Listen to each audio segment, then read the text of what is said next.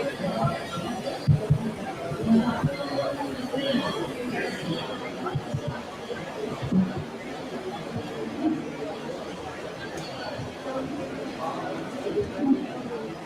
see, I don't want to check it out. I don't personally know anybody.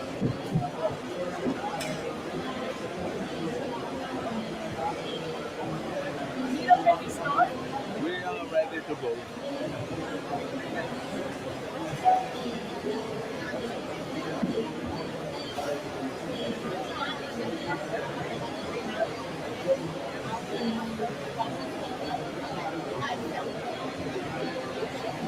Got it?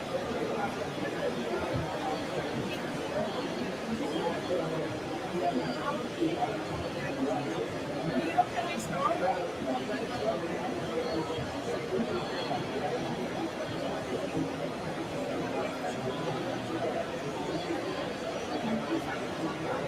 Nero, can we start? Hi everyone, thank you so much for joining us today for our event, which is Air Water Generation for All, and it's being organized by Aero Nero with our partners Gawagi and Health Innovation Exchange. And before I get started, I would also like to thank the organizers of this pavilion, the Digital Innovation Pavilion. And you can see we are really surrounded by all this beautiful flora and fauna. And thank you, Miro, and your other colleagues. And I would also like to thank Nadam Foundation because some of us are here because of them. And before we get started, first of all, thank you for your time and for coming here. I know we've all had challenges flying into Bel Air, and air water generation is something which people go like, what is AWG? I think so. My name is Dr. Kadmini Murthy. I'm known as Mini. I'm from New York, and I wear many hats. And one of them, I am consulting with Aero Nero because they're working on air water generation. There's such a shortage of air, of water. So this technology has been pioneered. It's one of the few companies, startups in the world, and it's really galloping because how can we look using deep technology? And the reason I can say why this interests me is not only because it's commercial, but it's social good. Because water for all, we need water everywhere. So thank you, Aero Nero, for sponsoring this and having this pavilion here in this pavilion, and also Gawagi, which is the Global Air and Water Generation Initiative, and Health Innovation Exchange. So our very first speaker is Dr. Spencer Thomas. Thank you, Your Excellency, for coming here. And Dr. Spencer Thomas currently serves as Grenada's ambassador and special envoy for multilateral environmental agreements. Dr. Spencer Thomas is a leading authority on how to address climate.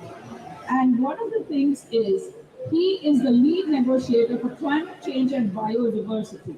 As we all know, there's so many issues with biodiversity. I mean, we are in one of the most biodiverse places in the world. And Dr. Thomas was a former permanent secretary and economic policy advisor to the Ministry of Finance, Grenada. And he's got 25 years of experience in international diplomacy in the areas of climate change, biodiversity, and sustainable development. Now, this is very interesting. Dr. Thomas holds a doctorate in energy economics, master's and bachelor's degrees in economics, a postdoctoral master's degree in telecommunications regulation and policy. He's an expert in energy economics with a focus on power sector efficiency and the use of renewable energy technologies. And he always stated, I love this quote from you, Your Excellency. You've stated that development can be decoupled from environmental degradation, and it can be achieved through both bottom-up and top-down approaches, taking into account the socio-economic reality of the Caribbean. But I think, sir, what you have done is applicable to everybody. And he has been involved in numerous innovative partnerships and also in the Coral Rehabilitation Park mangrove restoration, the Blue Innovation Institute, and the Caribbean Charity Initiative. Sir, thank you so much for your time. We really appreciate it. And, thank you for joining us here. So the floor is yours. And he will be keynoting. Thank you so much. Thank you very much, Dr. Murphy, for this very generous intervention. And I see that we have done some research thank you very much for this. And also thank you for the invitation to be here and to speak on this very important panel and a very important subject of water. Can you speak up a little? Yeah, okay. I think I would like to just make one point here for the entire presentation. And the point is about capacity. Capacity, yes. Absorptive capacity. And especially in the context of small island developing states. So my talk here will center on the Grenada and what happened in the Grenada situation in the project in the water sector. In this debate in the UNFCCC, we always hear about the special circumstances of small island developing states, LDCs. And these days we are hearing about the special circumstances of Africa, the special circumstances of mountains, the special circumstances of various um, ecosystems across the world. But I think when we speak about the special circumstances of small island water states like Leah, we're basically speaking about absorptive capacity. Now, we need to examine this issue of capacity and absorptive capacity because you can have all the money in the world for projects and you will not be able to use it if you don't have that capacity. So, in the Grenada context, we decided that we will need to send a project to the GCF, when the GCF came up.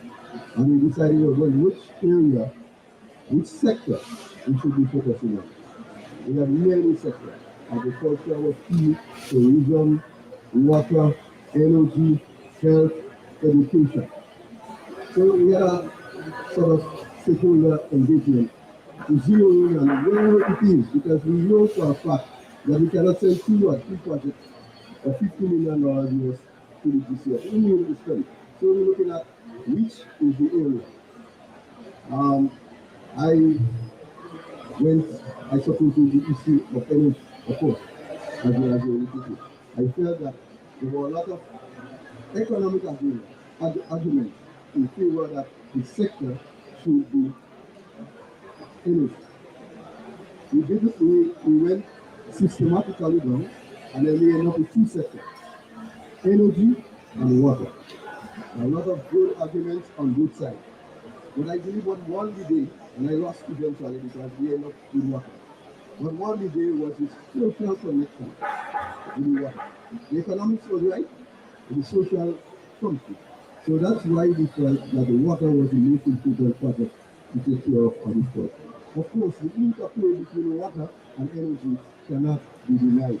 So that also has to be looked at.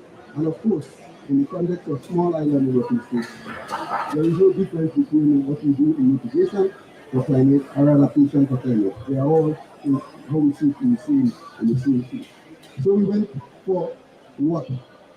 So what it is that we wanted to do in the water sector? Resilience. We wanted to build resilience in the water sector. So the key objectives then was how do we manage the water resources that we have? One. And the second issue is how do we have enhanced efficiency in the operations and effective operations in the water sector? How do we do those two things? That was the question. And what was the goals that we were trying to look at? Where do we want to do that? We felt we should look at issue of governance and institutions. We will look at policy side, the implement and the improvement of the policy side, and also the infrastructure. So those are the three major areas of intervention. So, what was the context? Why do we arrive at that? We arrived at that because one, everything in the country with water was manual. It was a manual system. The metering system was manual, everything was done by hand, manually. That was issue. Then we had issues with the customer base and the information. There was no systematic way. There were a lot of errors. We don't know where people are. You know, those kind of issues. It was ad hoc. That was the second issue. The third issue was that the infrastructure was aged. The distribution infrastructure, the metering system, age meters and so on. That was also another issue. And of course, as a result of the age infrastructure, a lot of losses on the line. And the completed percentage was 27%, non-revenue water. 20%, 27% loss of water. So, what was the strategy to do with it? We said maybe two major strategies. One is digitalization. Bring in technology and let technology help to bring the process forward. That was the first one. And the second issue was new infrastructure and ensure that we have non-revenue water infrastructure in place, institutions in place to do those things. And infuse AI, whatever current technology that will be useful, infuse that technology into the water sector. So that was basically what we plan to do in terms of our structure. Now, the new reality after doing this is that we got to a point where we have dedicated non-water revenue infrastructure, dedicated and institutional set up specifically doing that. We have district meter system, district area management area system established. We did have IT support for asset management. So all the management of the sector, the assets were done in IT support. Geographic information system was established and we had standard operating procedures updated. All of this happened. And actually, the key was the modernization of the infrastructure. So all of this happened as a consequence of that project. But of course, we cannot forget the issue of capacity building.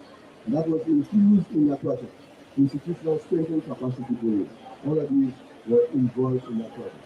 So, what was the impact? What was the impact of all of this? One, we felt that sustainable resource management was enhanced. So we were able to do water resource management was enhanced.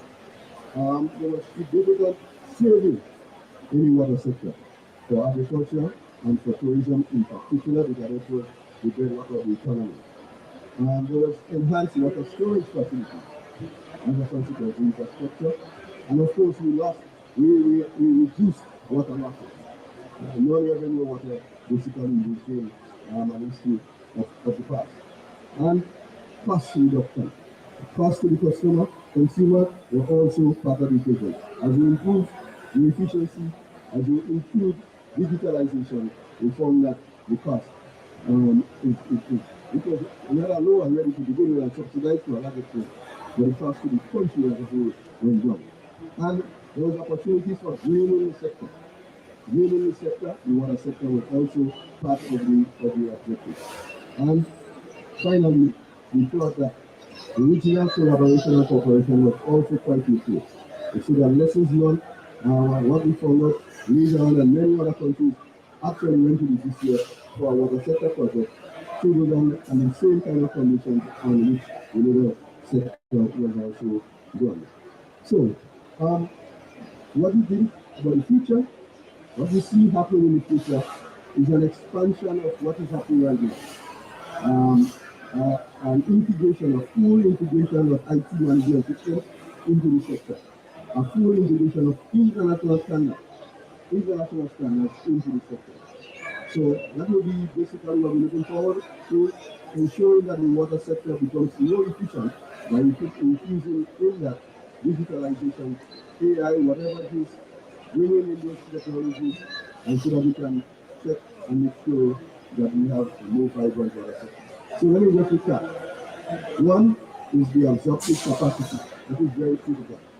Two, there is an imperative to ensure that we have a very resilient water sector. Three, digitalization is part of the reform. And four, it's a high return on investment once you take that forward. So thank you very much. Thank you. Thank you so much, Your Excellency. I've heard so many, I'm putting my health hat on, being a physician and a public health expert.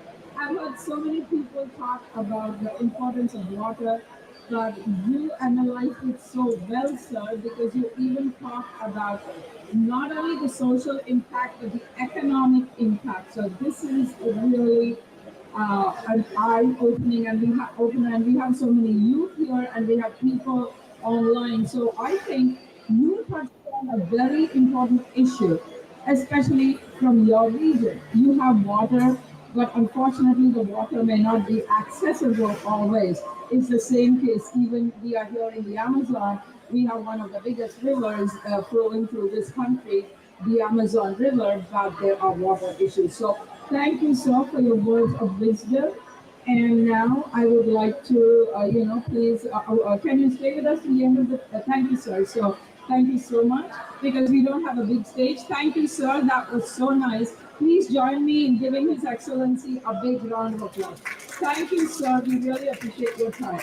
Now, the next speaker I would like to invite Mr. Obed Korino from CARE. Thank you so much, Obed, for joining us. Um, and I'm just going to pull up your bio. See, that's why we all multitask.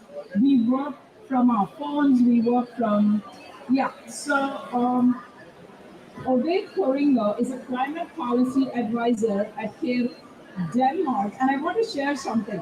When I was spelling Denmark with DEN, I was corrected, and you say DANMARK. So in Danish, I guess that's how it's written. So he leads the Southern-led policy advocacy, and Obey provides technical support to country programs on evidence-based climate adaptation and resilience. For those of you who don't know about CARE, Google it.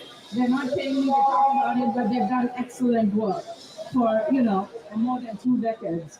So Obey brings over 14 years of experience in climate policy analysis, advocacy, and lobbying at national, regional, and global levels across multiple platforms. Within CARE's global climate policy team, he plays a key role in influencing international policy debates on climate adaptation and finance. Okay, people really want to listen to you. They have a band in the background welcoming you. I'm giving applause to His Excellency. So, before joining CARE, Obed worked with many organizations like the Pan American African Climate Justice Alliance, PACJA, and has long collaborated with Southern CSO networks and institutions and grassroots community. So thank you so much, Obed, for your time. We really appreciate it. The floor is yours. So I will start on asking you my first question. So, Obed, could you please tell us how do you see the role of organizations like CARE in scaling water, especially in places where traditional infrastructure or commercial models don't reach? And the reason I hand you up to His Excellency because your talk is a natural segue before I turn to Dr. Leah Dundon, who's the only lady panelist apart from me on this. So thank you. Obed, over to you. Thank you. Thank you so much, for the excellent introduction. I think I'm surprised that actually can be really have a very, very rich bio. So thank you so much for that introduction. So just going to your question, yes, at CARE, like any other organizations like CARE, when we look at the water, we look at the water really being a very critical component, especially when we talk about agriculture, when we talk about food security, nutrition, when we talk about keeping girls in school, women and girls in school, when we talk about preventing disease outbreaks, and really for us, we look at it from a justice perspective. So then, of course, when we talk about water, it's a bit tempting to start looking at it from big infrastructures, big technologies. But for us who we work with the local communities, we look at it from the justice perspective. And those who are most affected right now by climate change are the least contributors to climate change. And when you talk about those who are hit hardest by water stresses, they're those who have contributed the least, including women, girls, and marginalized communities in the rural and fragile settings. So then, for instance, when water is scarce, when women have to walk for long distances to fetch water, farmers have to really endure low yields from their crops, and of course, which also leads to low income. Then it's about lost opportunities, it's about lost health, and lost yields in the farmers. So that's why we, first of all, insist that we have to start from the local realities, the realities of those who are most affected, and the technologies that we come up with have to actually be in line with the local realities, and they have to be part and parcel of developing solutions that actually address their challenges. So then we, of course, are tempted sometimes to use a top-down approach where we come up with technologies and solutions that we think work for them. But at CARE, we believe it is good to work with them, develop solutions that actually address their unique challenges. And really, that is the justice that lens that we apply at CARE here. Thank you so much.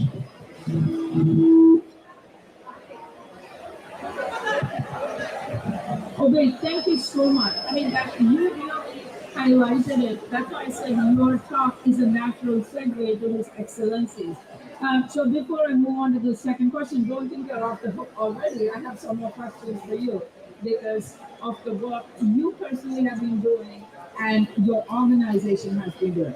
So one of the things I just want to say is like using deep technology and also all this digital innovation, this discussion, I mean, in COP, is like bringing all this together. I call it a four-dimensional puzzle because we're taking it from the ground up.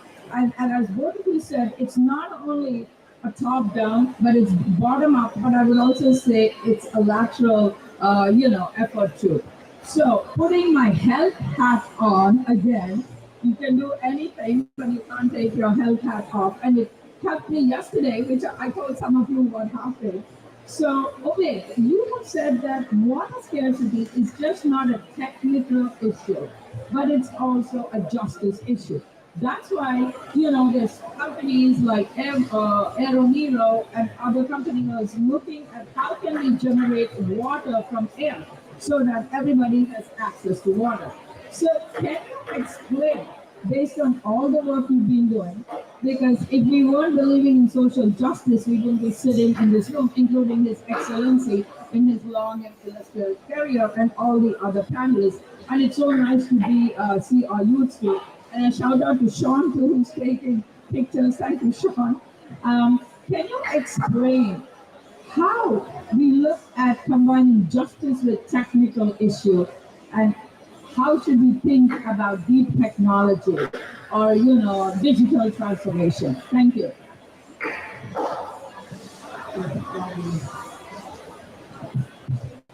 Thank you so much. I think linking justice and technology is a very important issue, and I would like to look at it from combining and linking local realities, indigenous information, and local information with scientific information.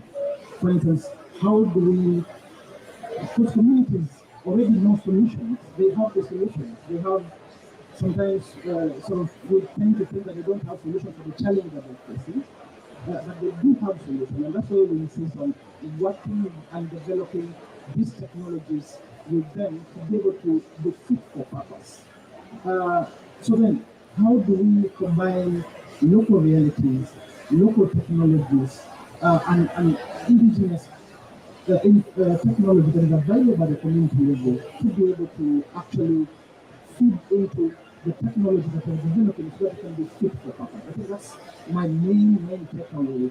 And of course, also, how do we also cushion the communities and also put in place safeguards to be able to ensure that we do not have technology that may actually be may be harmful to them. So talk about maladaptation, providing solutions that actually may actually even bring more harm than actually bring the solution that we are trying to bring forth. So I think that's what I would like to react to that question, and of course I'm happy to provide more input. Thank you so much.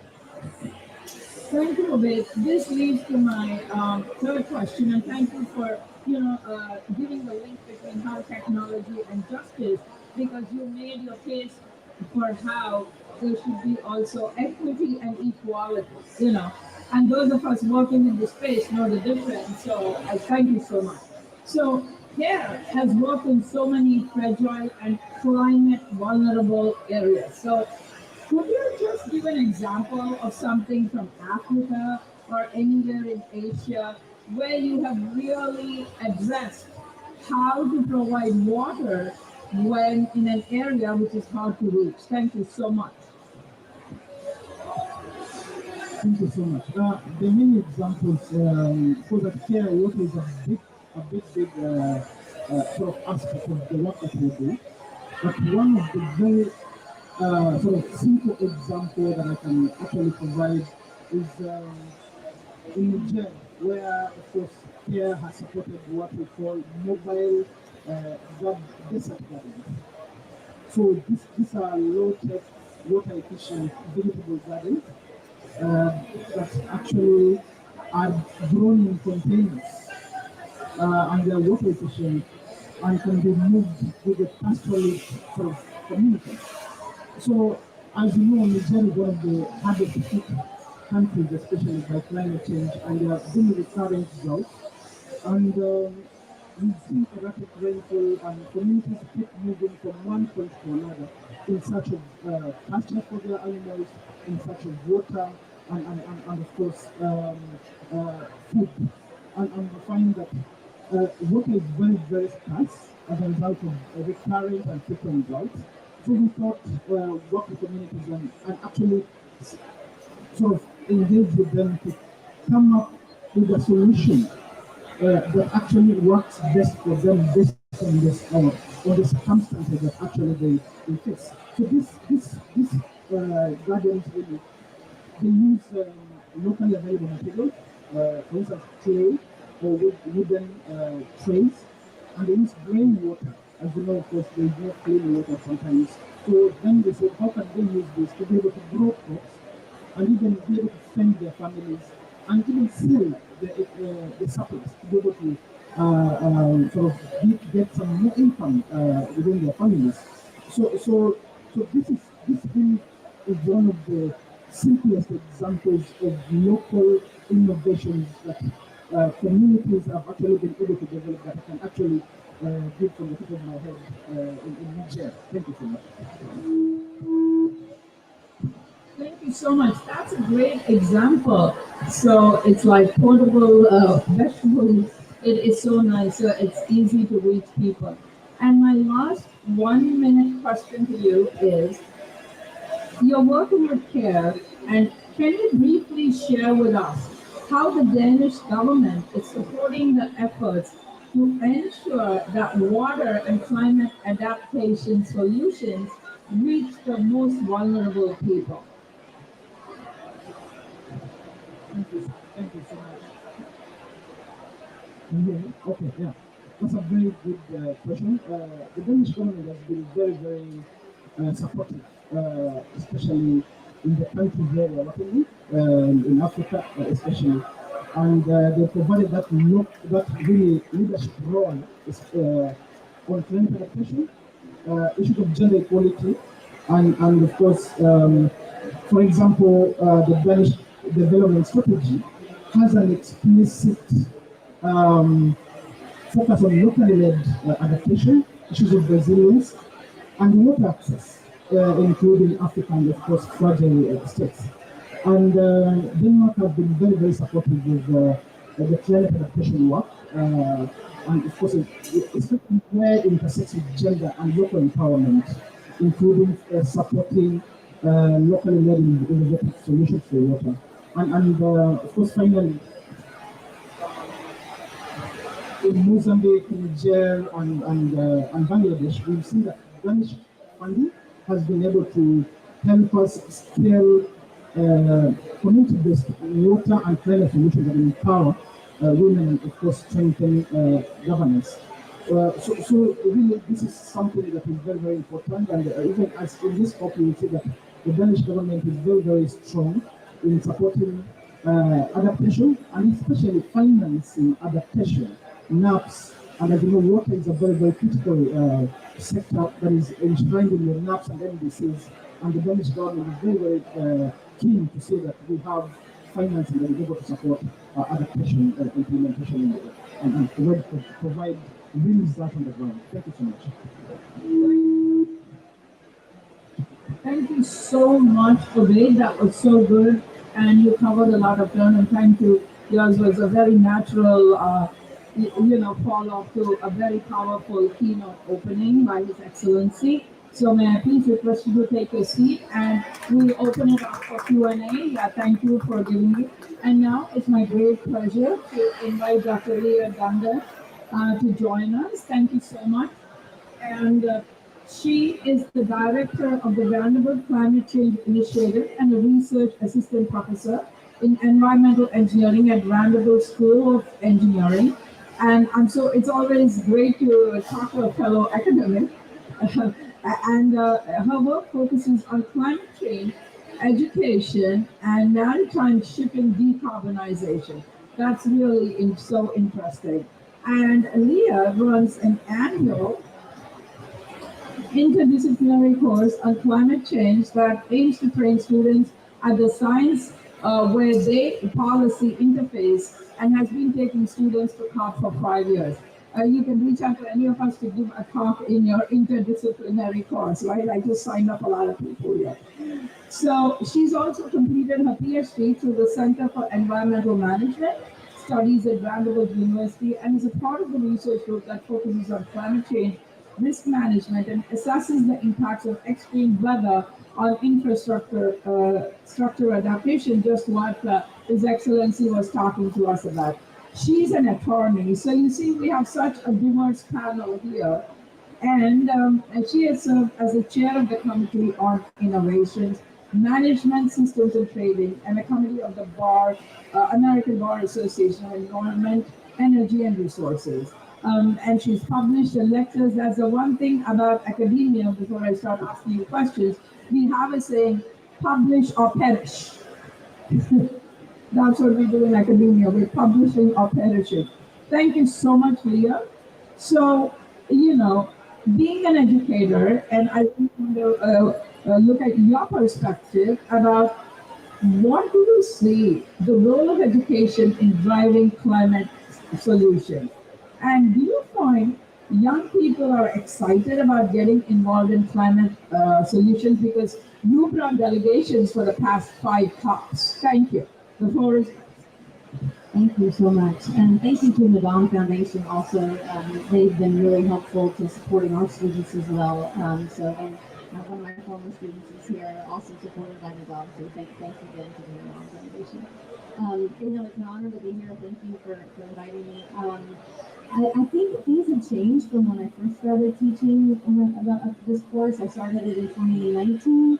And I would say that I have seen a bit of a trend in more optimism towards climate solutions. There is still, I think, an endemic situation of young people being concerned. They're very pessimistic and concerned and have it's even been termed eco-anxiety.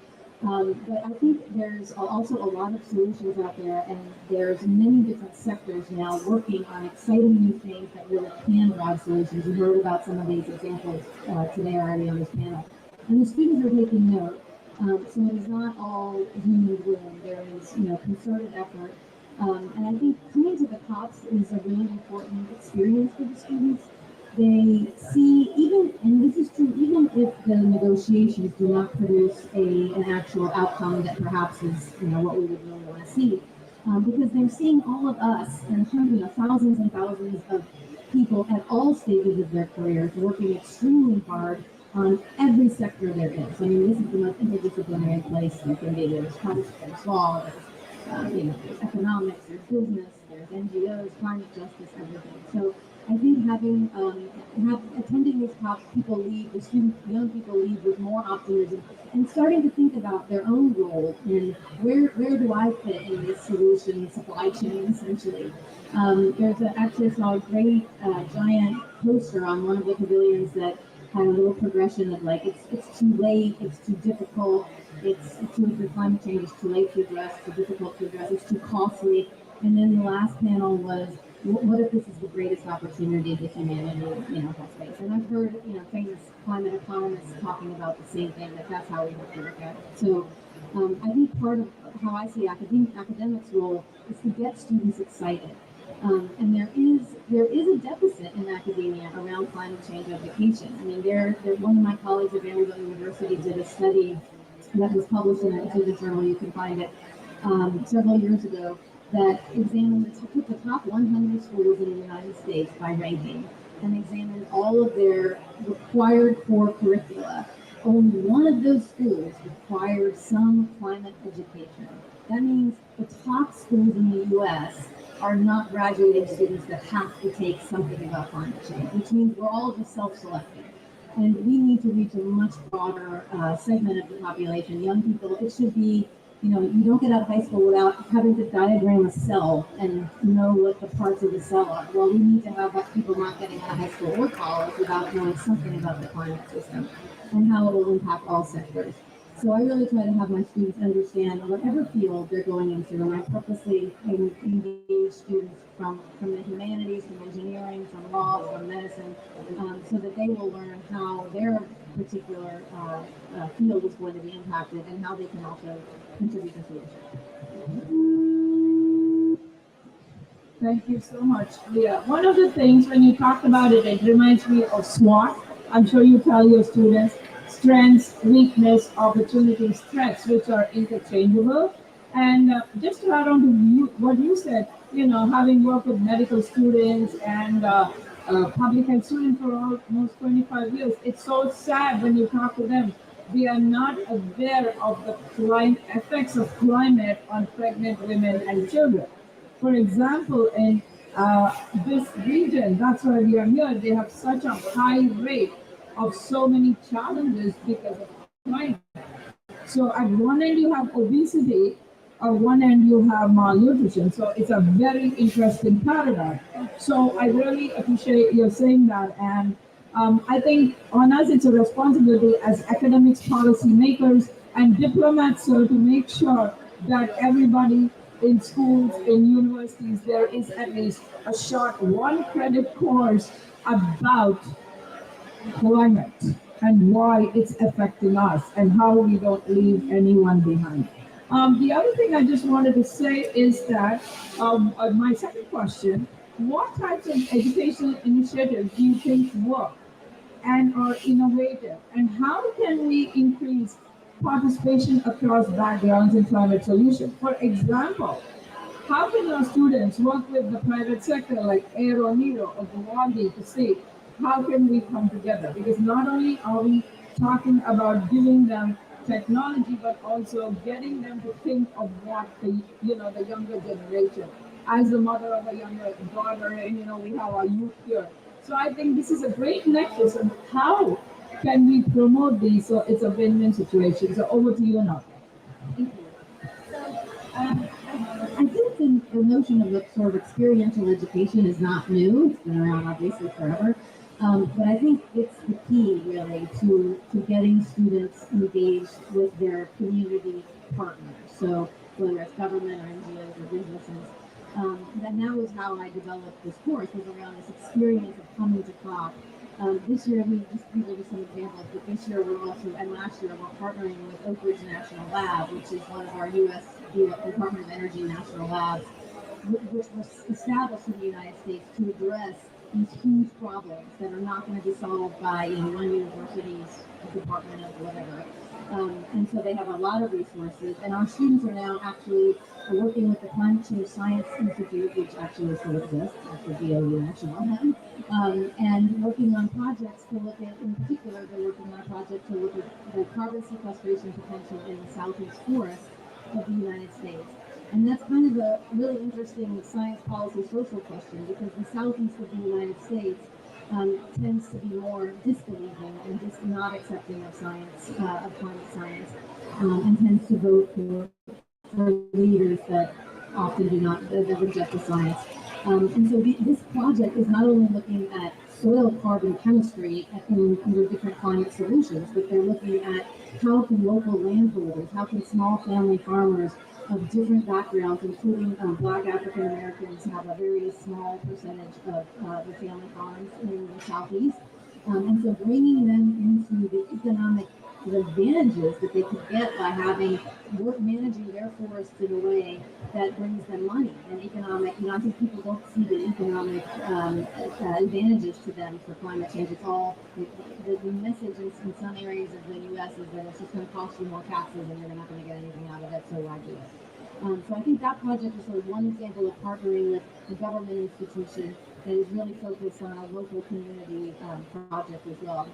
And then a couple other examples. One of my colleagues, Dr. Pam Templer here, runs at Boston University in Boston, one of the National Science Foundation Research Trainee Fellowships. And they are also expressly designed to get students in their master's or PhD programs into the communities, working directly with NGOs, government, businesses, to have their skills, bringing their skills to the organization, and then also learning from that organization what their needs are in that particular community, what that organization focuses on, and it's sort of a win-win for both student and organization. And then the students are also learning about what their career options are, whether it's they might actually get a job in my organization, or they learn like, wow, there's 100 groups that work in this field, and now I have all these options. So I think those are sort of two examples that I would highlight for engagement. But I think experiential education is a really important part of a college degree. And I'll just add one other thing. Traveling around to these COPs, and just I enjoy travel, you see some of these ancient universities that are surrounded by a wall. Oxford's the perfect example. There's a literal wall. Even in the U.S., many of them have gates. The older they are, the more brick walls they have.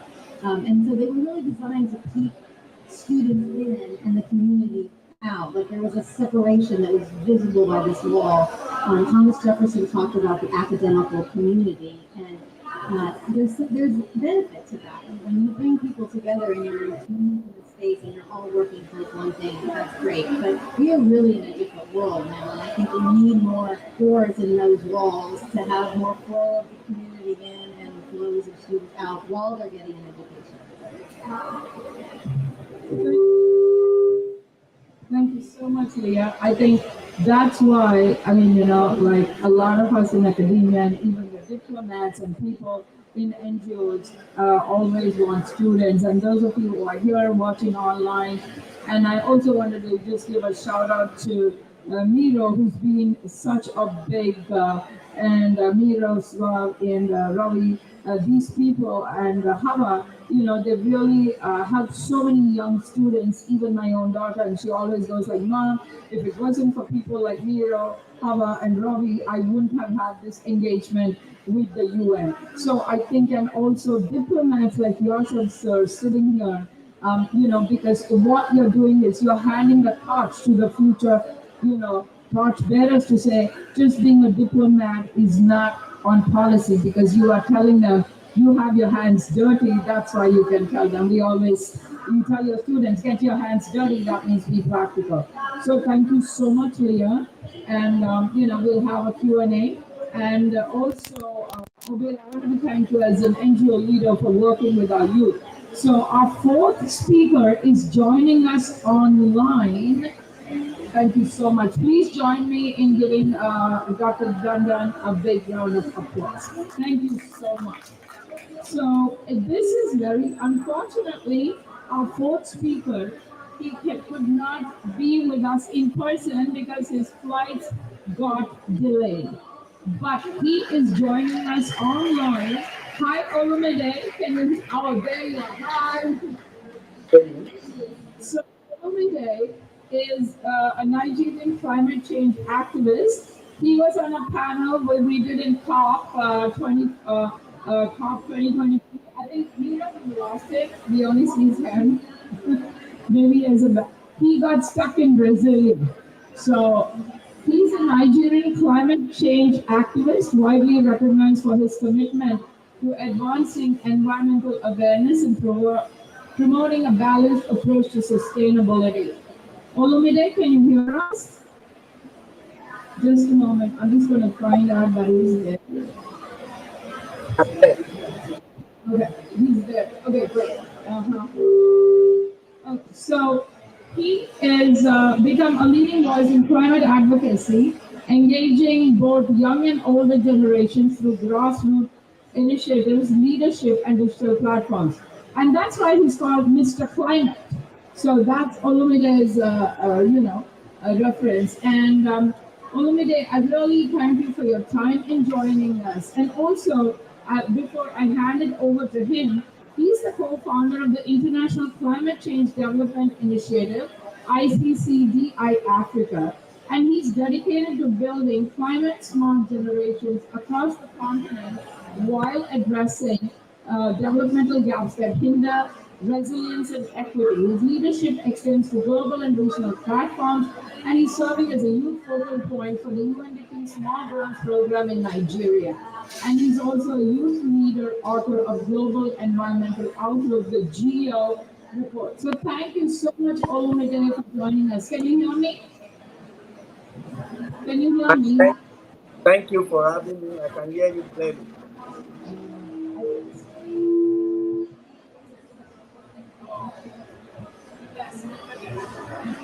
That's technology. I can hear you.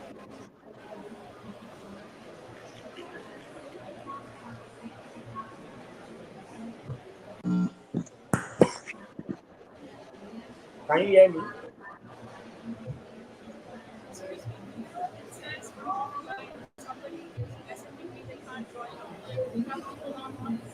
Who wants to join? I should.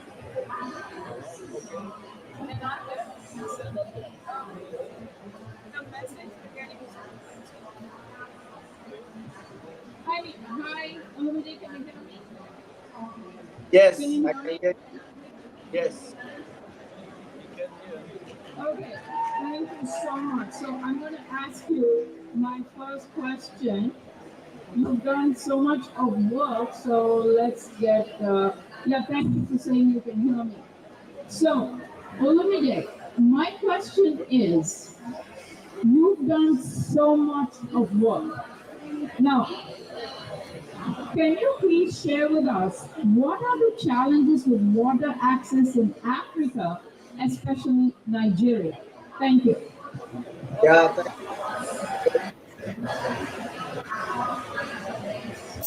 very honest. Let me just share a little bit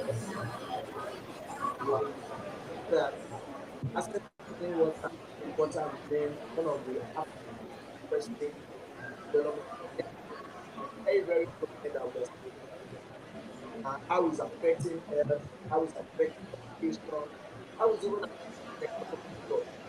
One of the biggest challenges. So Sorry, for us to Olumide, can you speak up? We can't hear you. We're trying to work on the technical issues.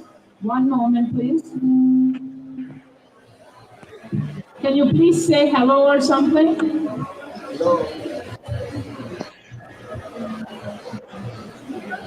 hello, hello, You hear me there? can you hear me? Can you say hello again?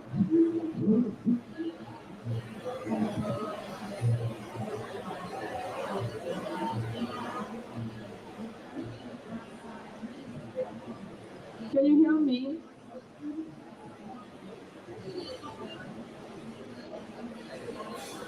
Can you hear me?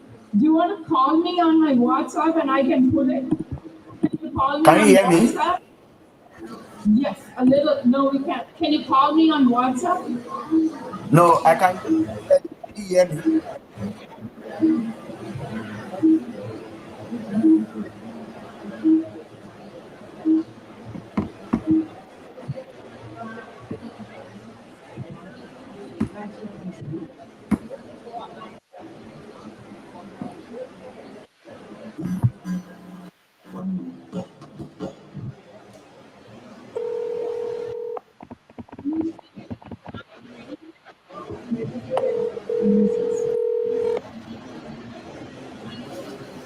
Hello? Okay. Hello, can you Can hear me? I think it's from your end, not my end.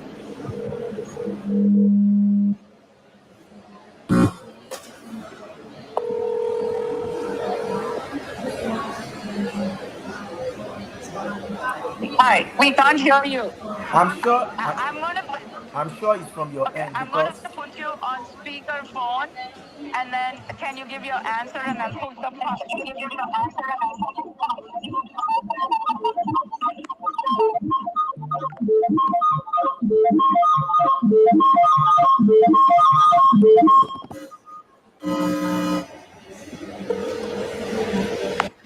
okay. Yes, Can I you can. hear me? Okay, Yes. I'm gonna try. Yeah, if you can you put your give me a minute. Can you put the speaker phone, and I'm gonna try to put the mic here so that we can hear you. Okay. Yes, that would be perfect. Okay. Okay. Please go ahead. Okay, thank you very much. Like I said, access to clean water and safe water remains one of the Africa's most present development challenges, and is affecting health, is affecting education, sorry. is affecting. Can you hear me? Can you hear me? Okay. You know what? Olumide, sorry. I'm just gonna read out what you sent me. Please stay online. So sorry. Hi, hi everyone. So sorry because I had him send me this. So I am going to read what he said. And it's so sad. That is the sad part of technology. I'm just going to read it in the interest of time. You should try again. Olumide, try again, please. Can you hear me? Hello? Hello, can you hear me?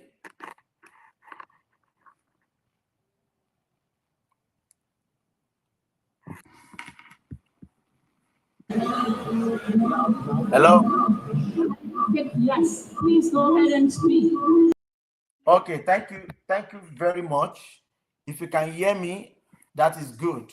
So what I'm saying is access to clean water and safe water remains one of the African most pressing development challenges, and it happens across all geopolitical zones.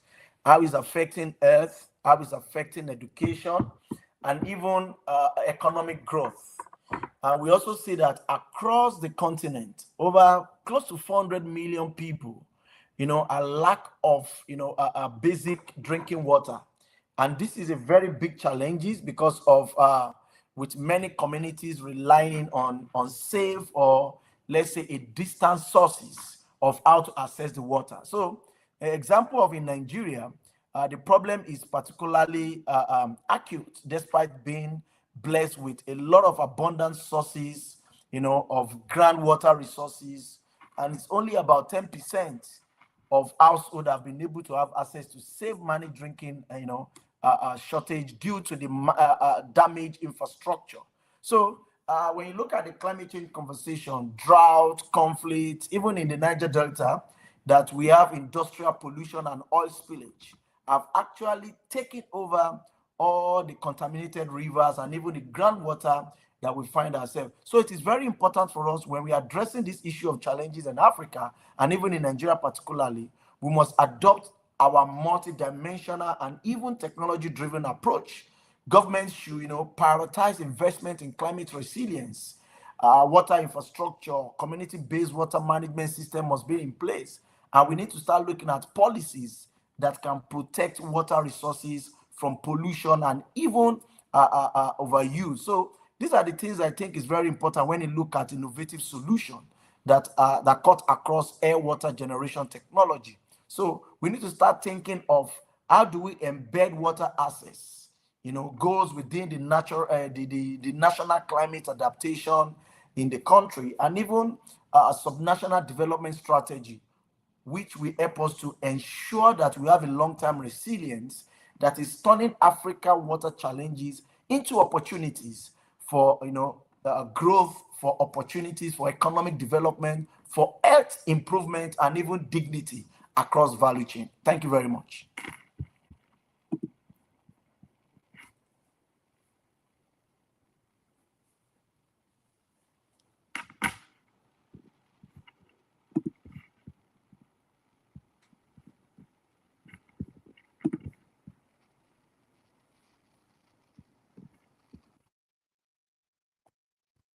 Hello.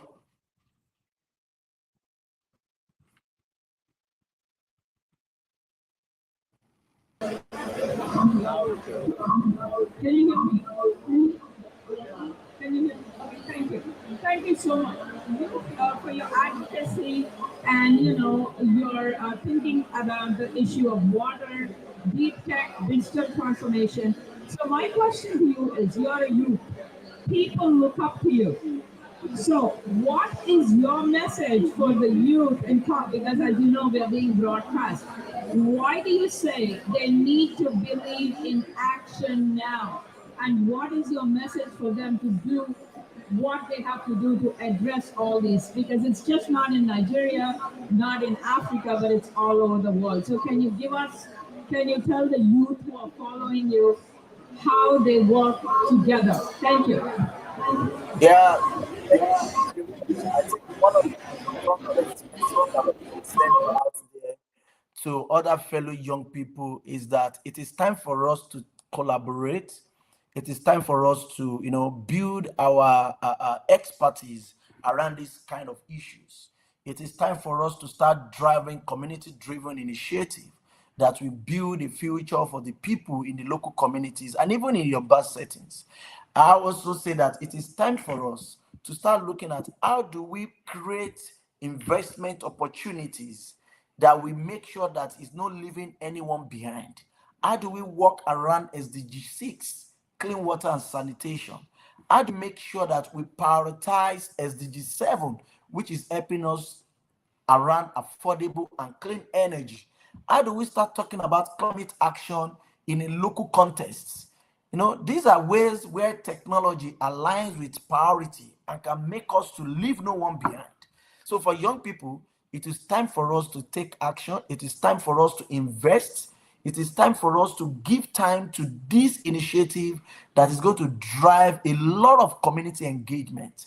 And if we can do this, Nigeria and Africa will be able to adopt a deep sense of technology that is going to drive good transformative, air into hope, and also to help us to see how technology can turn into dignity for both young, old, children, and every other stakeholders. Because if we do this, we'll be able to achieve more and we'll be able to drive technology that is locally driven, locally made, and be supporting the communities across the value chain. Thank you very much.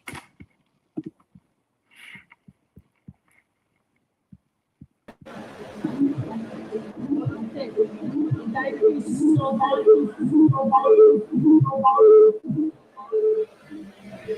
Olumide, thank you so much for your remarks. And we really appreciate having you and hope you have a safe flight and land in Belém so we can thank you in person. Thank you so much. Our last speaker, but no way the least, thank you for being so patient, Hari. I would like to invite you to the podium. So Dr. Srihari Govind is a physician from Tamil Nadu. I was born in India, but that's not, yeah, in Tamil Nadu, but that's not why I have you on the panel. Well, I have you on the panel because of the work you've been doing. So for the Asia Pacific Regional Network for Early Childhood, ARNEC, ARNEC. So I just want to say this was so nice because we had His Excellency from the Caribbean. We had two speakers from Nigeria. We had somebody, Nigeria and Kenya from the African region, and we have two of us from the US, which he's an Erasmus Mundus Scholar working in the intersection of climate, health, migration, and early childhood development. He's also the co-chair to the UNNM. Hurry, expand what UNM is.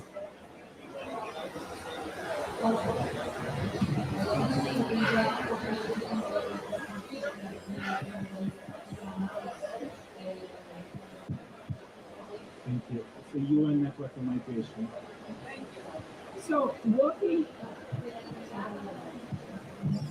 on the future health emergencies and he's held advisory positions to the International Data Alliance for Children. And he has a health education fellowship from GCCHE at Columbia University and is a visiting scholar at the Praboro Mar Ajisa Institute in Thailand. I hope I got the name right. Harry, I want to ask you something. As a young physician, your background is on health, treating patients. So what made you lead to addressing climate and especially working on the shortage of water for children? Because, SDG 3 is one of the most important SDGs, and you cannot achieve SDG 3 without other SDGs. So thank you for No, thank you, Dr. Fatmani, and thank you to all my other colleagues.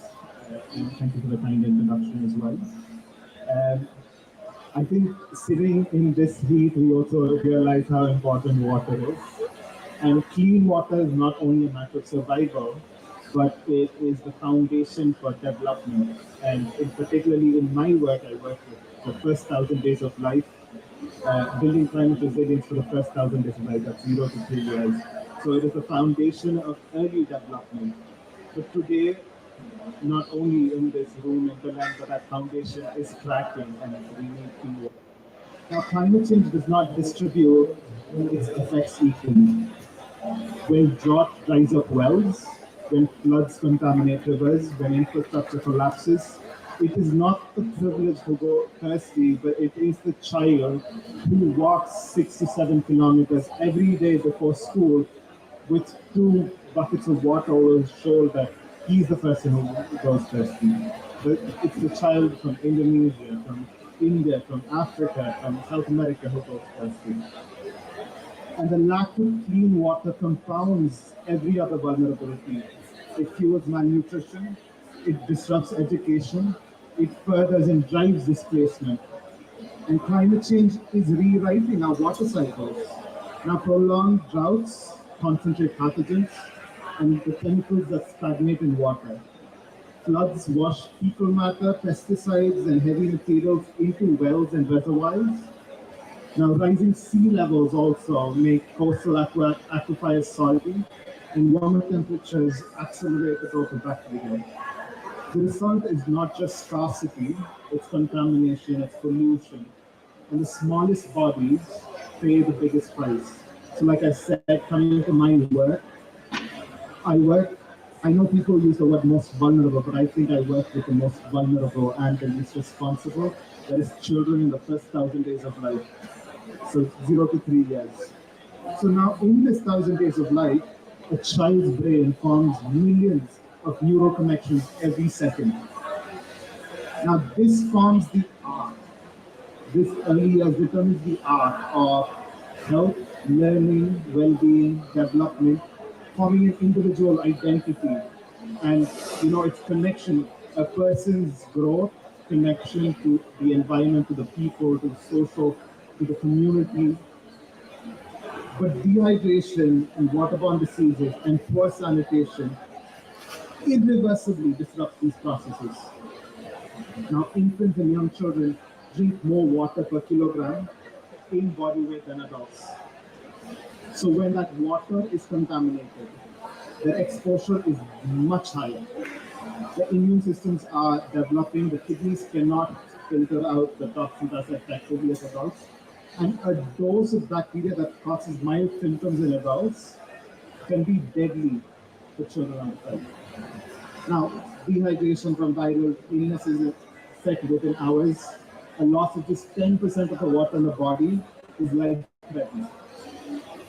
Now, every year there's like 1.7 billion cases of dehydration, and most of that is due to unclean water. You know? So the threat is rising, but the danger does not just end with infection, it's also going into chronic effects. Now, we often talk about adaptation, about flood barriers, about solar panels and resilient crops, but we cannot talk about adaptation without talking about water, and we cannot talk about children's rights without talking about climate resilience. Thank you. Thank you so much, Hari. So for summing that up, and before I ask you my next question, is one of the issues is because children are the most disenfranchised in the world because they don't have a voice, they don't vote. So the reason not to bring up is, we have our diplomatic experts sitting here, but unfortunately, the way policies on climate change, water accessibility are politically influenced, as is public health. So the last thing I want to say before I turn it over to you is you brought up something of infectious diseases. So many girls don't go to school, and there's so much of pediatric poverty also because there's no clean water. So it's just not, an economic issue. It's also a development issue, and it's also very much a socio-equitable issue. Thank you, Hari. Now, as we're wrapping up with you, and then we have our other, I'm going to give each of you 1 minute to say what is your take-home message. One of the most important things in your work as a young physician and now being an advocate, especially for children's health. The same thing I asked Olumide because you are the young generation or the Z generation, or what are you, the Q generation? I don't know, I can't keep up with the different names. So, what is your take home message for your fellow healthcare youth professionals? Why do they need to focus on the effects of climate change, the shortage of water, and this extreme temperatures? So, what is your take home message, and why do you think it's not too late? As Professor Dundon said, this is an opportunity. What is your message to them? Thank you. Coming to your point of child participation, maybe I'll address that in a different setting. But my take-home message, so I always like to give an example. In South India, we have chronic kidney disease. It's an epidemic. And it's linked with dehydration, And this epidemic came very recently as well, the past 20, 30 years. So, when you think about it, did we as a people suddenly wake up and decide not to drink more water? Like, did we? No, it is because of higher heat. And that, yes, and I need my water after this. But, going that a bit extra mile is health literacy and agency must be there, And we as a people, the people did not wake up one day and decide to drink less water. We need to educate them and give them the agency to drink, or tell them that we need to drink more water. And in India must be trained, because I know our panelists said there was a study in the US. Actually, I've done a study with medical schools in India. We covered around 75% medical schools. And there has been no climate health education in like 70% of them. But 70% of the students from these medical schools want climate health education. And that last night for doctors to not understand the context of dehydration is very important, and we need to make them understand, and we need to ensure that they ensure that our patients don't go without. Thank you, Hari, for bringing up a very important point, for talking about how water scarcity or lack of potable water or clean water leads not only to infectious diseases but chronic diseases. I was hoping you would. Thank you for bringing it up. So my last takeaway point is, it's not only health literacy, it's climate literacy we all need to be talking about. So I'll start with you. What is your 30 to 45 second, not minute, takeaway message today? At COP30, as we debate carbon budgets and adaptation pathways, we must remember that blood every drought has a microbial and chemical signature. It affects the children's guts, microbes, and also the genetics of the child, so that the child's grandchild would be affected as well. So the health of the children is the most precise indicator of the health of our planet, and today both are contaminated and we must act. Thank you, Hari. Thank you so much. Please join me in giving a round of applause. Your Excellency, may I request you to give us a 1 minute takeaway?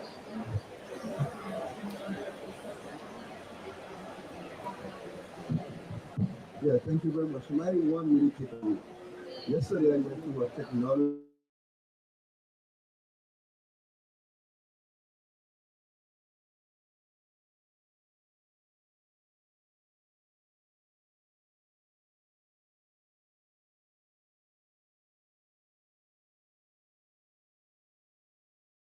in water. It is about water, and what my take home here, it's about water, of course, but it's also about climate. It is also about biodiversity, because here you are, biodiversity, only the two dresses that we have right now. It's about everything, it's about SDGs. And when you mention to the students, I think we took that holistic approach, that whole development approach. Because it's not only about water, it's not only about climate, it's about development, it's about people. So that is my takeaway, that we need to combine all of these things and make progress along all the lines of the institute. Thank you. Thank you, Thank you, Your Excellency, for summing it up so well. That's why we need diplomats because they weave the tapestry beautifully. So thank you. I'm next going to go to you, please, for your 1 minute. If you could come here because you're on camera, right? That's why. 1 minute takeaway today. Thank you. Okay, thank you so much. It's been a very exciting conversation. One takeaway from me is the need to recognize the unique role that we all, each of us, play in this whole process of providing solutions, innovating solutions to addressing the water challenge. I'm happy that in this panel we had youth, we had academia, we had civil society. Of course, I was expecting to see more private sector policymakers there here. So really, each one of us has a very unique role to play, and we have to collaborate and really work together. Last but not least, innovation does not necessarily have to be complicated.